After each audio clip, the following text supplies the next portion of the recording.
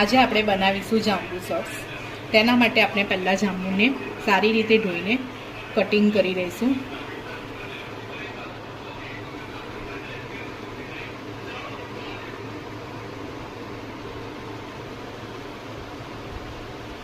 જાંબુ cutting થઈ ગયા છે।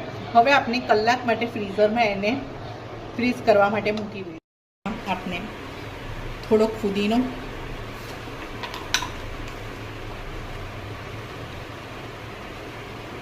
થોડુંક સંચર પાવડર,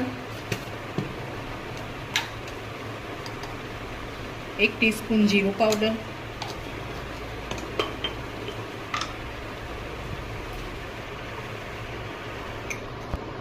થોડુંક મીઠું,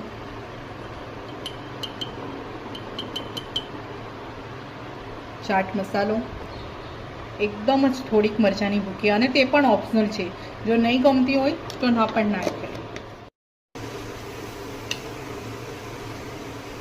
1 કલાક આપણે રાખીશું એટલે આપણે એકદમ જાંબુ રોજ થઈ ગયા છે। કલાક પછી તો આપણે હવે જાંબુને ક્રશ કરી લઈએ।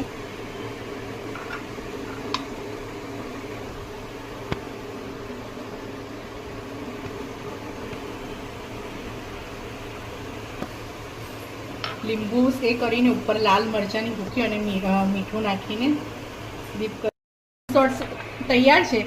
ને આપણી રેસીપી પસંદ આવે તો તમે આ રેસીપીને ફોલો કરજો।